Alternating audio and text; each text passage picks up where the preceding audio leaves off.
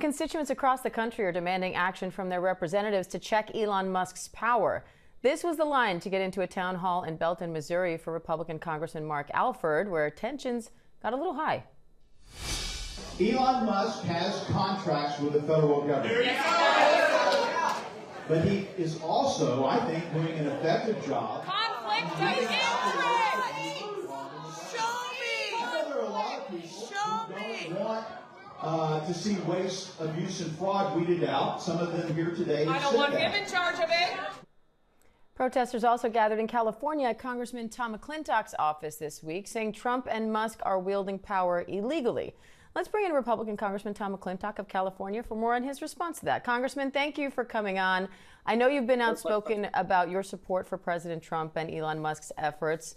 Critics say that they're wielding unchecked power and that some of these cuts will impact public health, life-saving measures, and U.S. soft power abroad. Are you concerned about that at all? No, I'm not. A new boss takes over. He brings in an auditor. The auditor calls in the staff and says, I'd like to see your expense account receipts.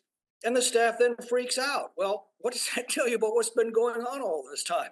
And this business said, well, Elon Musk is an unelected official. Well, I've got news for them. The only elected official in the entire executive branch is the president. Everybody in the executive branch works under the executive authority that our Constitution vests in a president of the United States. Not some of it, all of it. And that makes Elon Musk no different than the 2 million other federal employees that he's supervising. Republican Senator Lisa Murkowski says if President Trump is allowed to withhold federal funding already approved by Congress are effective ceding some authorities. She's calling on other Republicans to stand up against this. So is Congress surrendering the power of the purse to the executive branch? On the contrary, Congress appropriates funds but cannot spend them. The president spends funds but cannot appropriate them. The president is charged by our Constitution to take care that the laws be faithfully enforced. How can he do that if he can't open up the books, see where that money is being spent, determine whether or not it's being spent in obedience to law, and stop it if it's not? There's also a lot of confusion over these emails from Elon Musk telling federal workers to detail their week's accomplishments or be fired. The Office of Personnel Management called the order voluntary. Some heads of agencies told their workers not to respond. So what's your advice to workers in your district who are confused by these conflicting instructions from Musk, their agencies, the White House, and the Office of Personnel Management?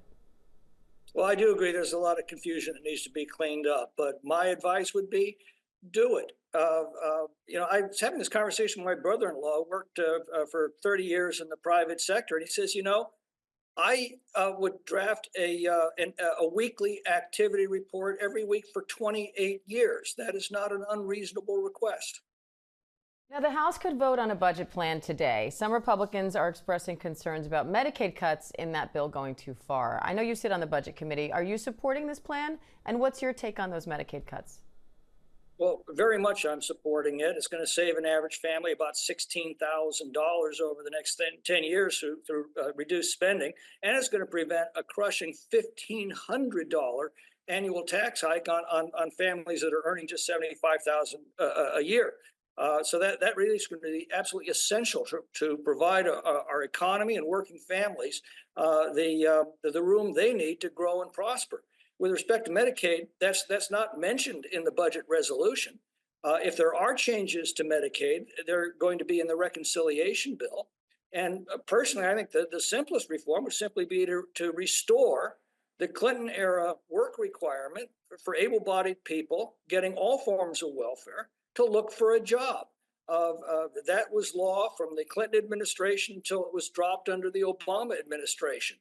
That law, again, simply requiring the able-bodied recipients do the same thing that the taxpayers who are supporting them are doing, and that is you look for a job, and if one's offered, you take it. That cut our welfare rolls in half as people went back to work. Applied to Medicaid, that's an estimated $109 billion in annual cost savings right there. And again, simply asking able-bodied welfare recipients to work or look for work as a condition of receiving their assistance. And Congressman, you're also the head of the subcommittee on immigration. You represent a border state too. So What impact are you seeing from the Trump administration's immigration crackdown so far? And are you worried at all about the impact on farming and agriculture there?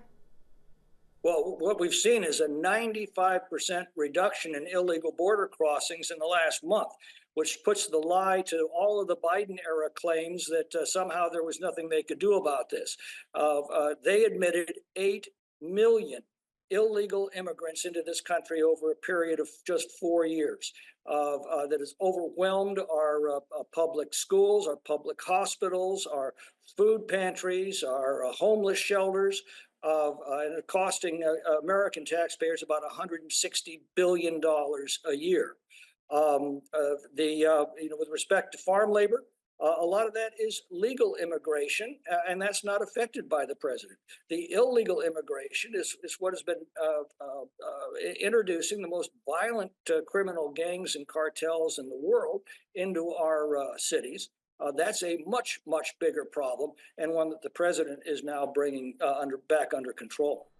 President Trump has called Ukrainian President Vladimir Zelensky a dictator, but refused to call Russian President Vladimir Putin a dictator, saying he doesn't use that word lightly.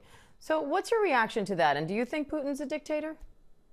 Yes, I think Putin's a dictator, but I'm going to cut the president a little bit of slack right now because he's trying to bring those two sides together, and he's trying to stop a war that has gone on way too long. So I think he deserves a little bit of space in which to operate as he brings those sides together and tries to negotiate a settlement. Think Vladimir Zelensky's a dictator? No. All right, Republican Congressman Tom McClintock of California, we appreciate your time today, sir. Thank you. My pleasure. Thanks for having me.